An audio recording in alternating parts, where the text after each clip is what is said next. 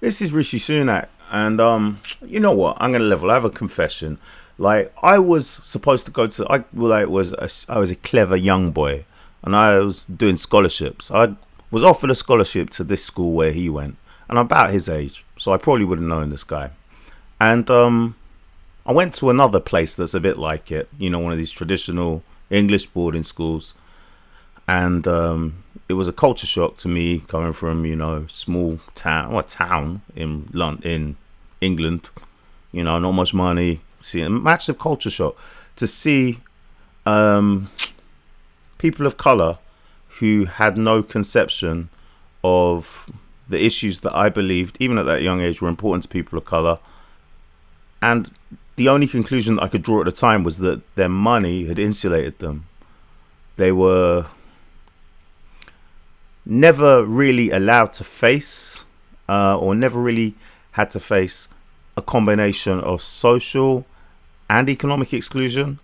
I'm sure they faced social exclusion, some of them didn't. I mean, I can think of times like when I was threatened at a boarding school in racial terms, and things got, confrontational.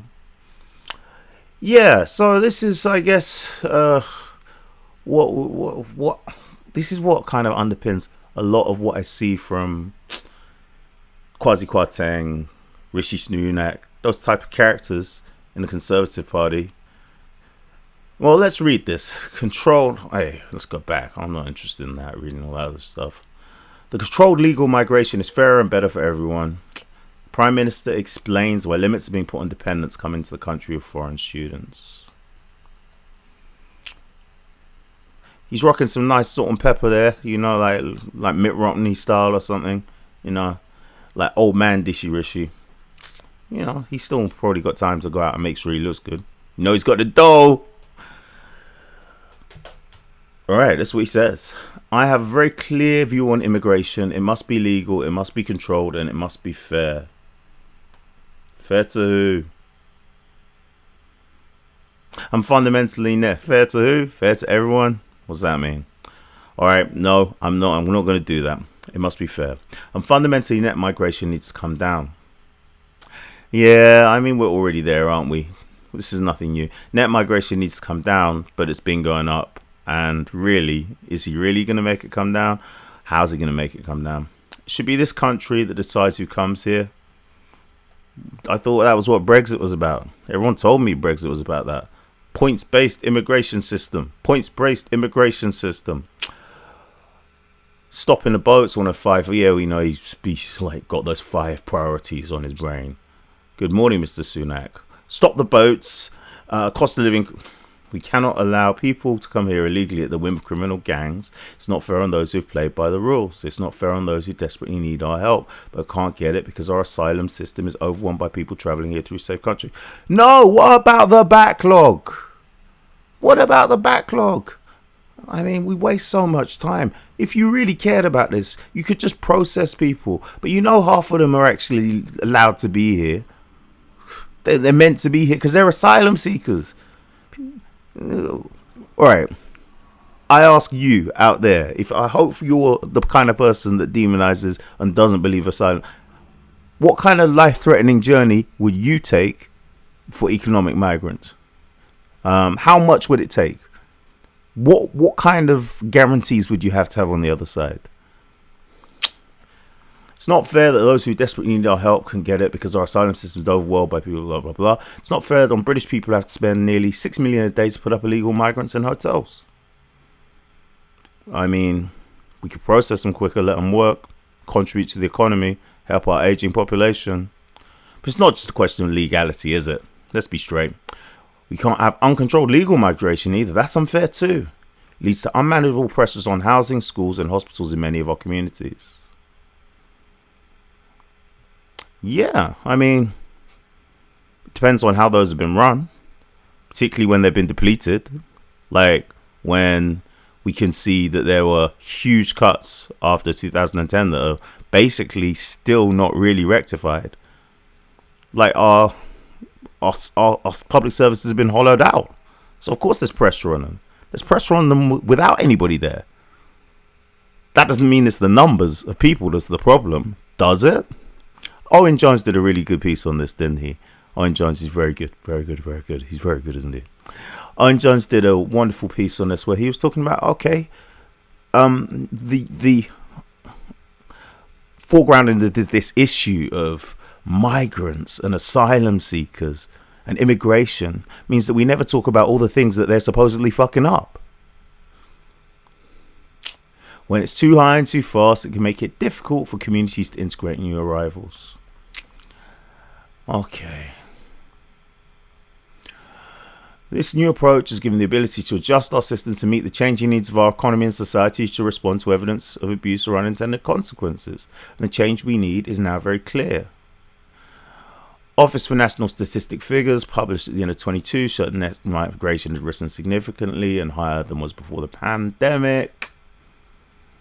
Part of this increase is due to a staggering rise in the number of dependents. We've seen more than 8-fold increase. It's from 16,000 to 136,000. The vast majority of which accompany taught master's students. I mean, those are economically successful people, right? I have to see the data on that. The fact we are attracting so many international students is fantastic tribute to the strength of world-leading universities. Blah, blah, blah, blah, blah, blah, blah, blah. We do have world-leading universities. So we will remove the ability to switch out the student route into the work route until studies have been completed. We'll clamp down on unscrupulous international student agents who may be supporting inappropriate applications. We'll improve targeted enforcement. I mean, they did this already. They shut down all the language schools. Even the honest ones. They just thought, okay, let's shut down language schools because, just in case. Oh, no, obviously there was some abuse. So instead of shutting down some of them, they shut down all of them. Shut down loads of them. Probably, I wonder who survived and whether they donate. Did you donate? In time, we could still allow our very best and brightest students to bring some independence when studying at our universities while preventing institutions from selling immigration rather than education. I mean, that's a nice bit of assonance, isn't it? This is a fair way to balance the economic benefits of continuing to support a higher education sector while reducing the number of dependents who inevitably make a much more limited economic contribution. These changes are not about being anti-immigrant. No, the headlines aren't. But if you look at the implementation of policy by his Home Secretary, god damn, they certainly are anti-immigrant. And it is as if they're insulated from claims of racism by virtue of the fact that he is a Britain's first Asian Prime Minister or Prime Minister of Asian descent, and his Home Secretary is a woman of non-white descent as well. No one could be proud of our history of legal migration from our places in the world as a sanctuary for the most in need and generations of families who have come here, contributed here and made their home here. Cool. Well, that's what Rishi had to say. I don't know how you feel about that. I feel this is, again, it's interesting to look at the superstructure of what he's got to talk about. Controlled legal migration is fairer and better for everyone.